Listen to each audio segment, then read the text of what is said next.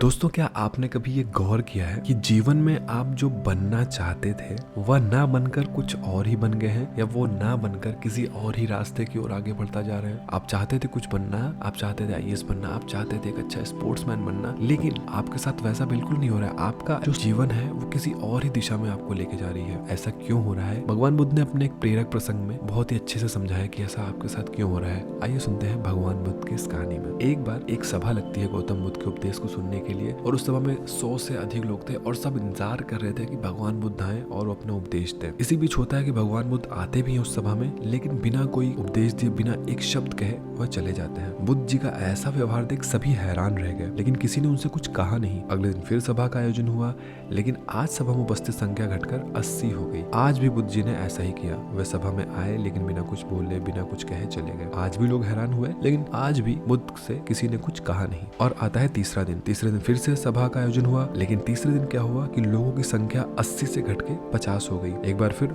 बुद्ध जी सभा में आए और बिना कुछ कहे चले गए। और पुराने दिनों के भांति आज भी बुद्ध से किसी ने कोई भी प्रश्न नहीं किया, एक शब्द भी नहीं बोला। उसके बाद चौथा दिन आता है और आज फिर सभा का आयोजन हुआ, लेकिन इस बार लोगों की संख्या घटकर केवल 30 रह गई थी। आज भी फिर वैसा ही हुआ। गौतम बुद्ध जी आए, लोगों को देखा, बिना कुछ कहे चुपचाप सभा से चले गए। सभा में सब सोच रहे थे कि आखिर बुद्ध जी कुछ बोलना क्यों नहीं चाह रहे हैं, और अगर बोलना नहीं चाह रहे हैं तो सभा में आ ही क्यों रहे हैं, सभा का आयोजन ही क्यों किया जा रहा है। सभी को गुस्सा भी आ रहा था, लेकिन फिर से किसी ने कुछ बोला नहीं। और आज फिर से सभा का आयोजन हुआ। आज सभा में केवल 15 लोग बचे हैं। बुद्ध जी आए, सबको देखा और उपदेश देने के लिए बैठ गए। अब बुद्ध ने जिन 15 लोगों को उपदेश दिया वो उनके भिक्षु बन गए, और उन लोगों ने आगे चलकर बुद्ध के ज्ञान को अलग अलग दिशाओं में फैलाया। एक बार इन भिक्षुओं ने बुद्ध जी से प्रश्न किया कि सभा का आयोजन होने के बावजूद आप कई दिनों तक बिना बोले चले जाते थे, बिना प्रवचन दिए चले जाते थे, बिना सभा को संबोधित किए चले जाते थे। भगवान, इसका कारण क्या था? इस पर बुद्ध जी ने उत्तर दिया, मैं उनकी खोज में था जो वास्तव में ज्ञान पाना चाहते थे, लेकिन सभा में ज्यादातर लोगों को मेरे उपदेश से कोई मतलब ही नहीं था। वो तो केवल इसलिए आए थे क्योंकि वो देखना चाहते थे कि आखिर सभा में होता क्या है। लेकिन मुझे ऐसे लोगों की तलाश थी जो मेरे ज्ञान को जन जन तक पहुंचाएं। मैं कई दिनों तक इसलिए बिना बोले चला गया क्योंकि मैं